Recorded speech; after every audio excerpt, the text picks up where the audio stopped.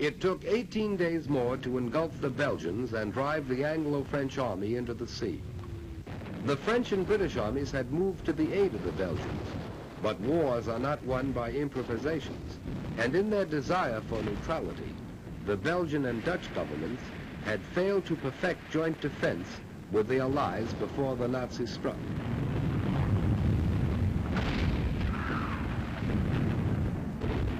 The invaders rolled on.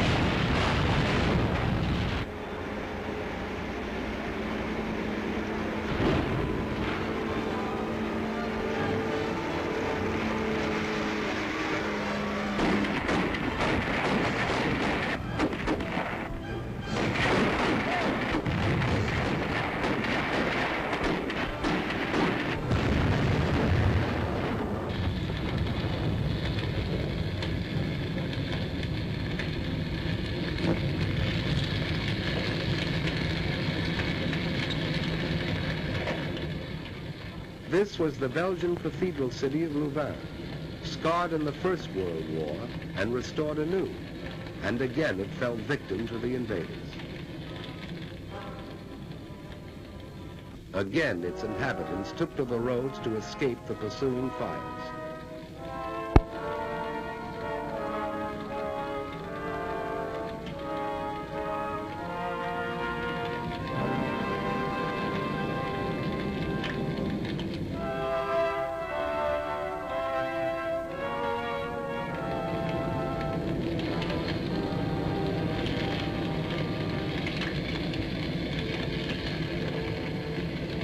The cathedral crashed in flames. The invaders rolled on. Morning found the refugees still fleeing blindly. Reputable observers said these refugees were machine-gunned from the air. There is no photographic evidence of this. And this is what they fled. The Nazi machine moved on, and after a day's destruction, paused only to sleep.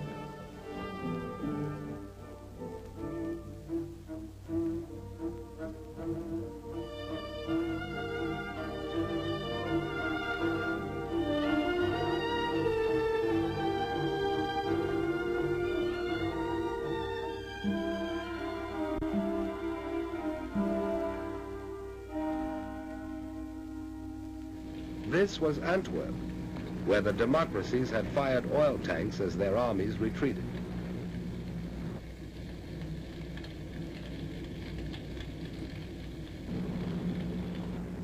Brussels was spared, for it had been declared an open city, and the Nazis marched in, meeting no resistance.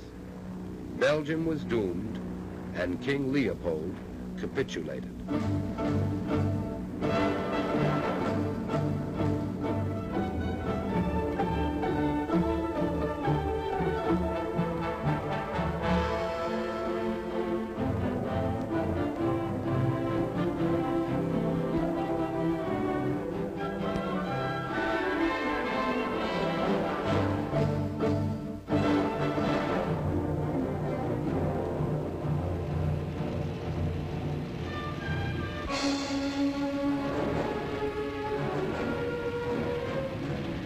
The improvised Allied defense collapsed. The British army was driven into the sea at Dunkirk, according to plan. Dunkirk has been called the triumph of man over the machine.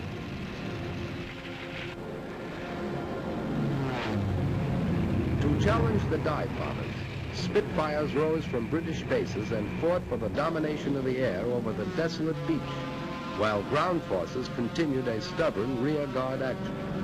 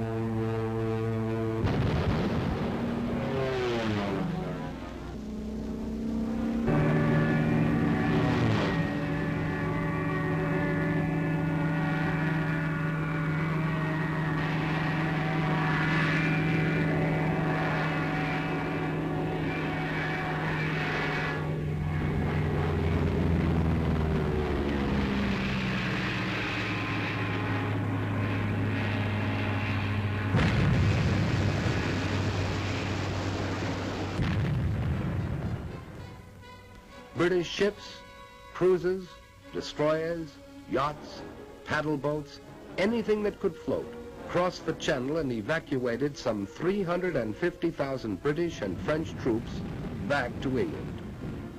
For the British were determined to save their men.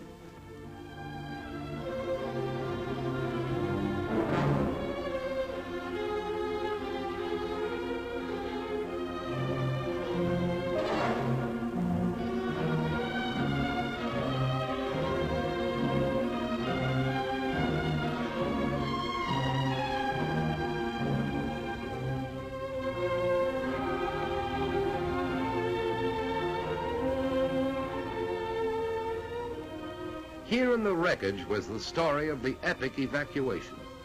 Men walked into the sea and swam to their rescuers. They couldn't take their weapons, trucks, tanks, or guns, but men were saved to fight again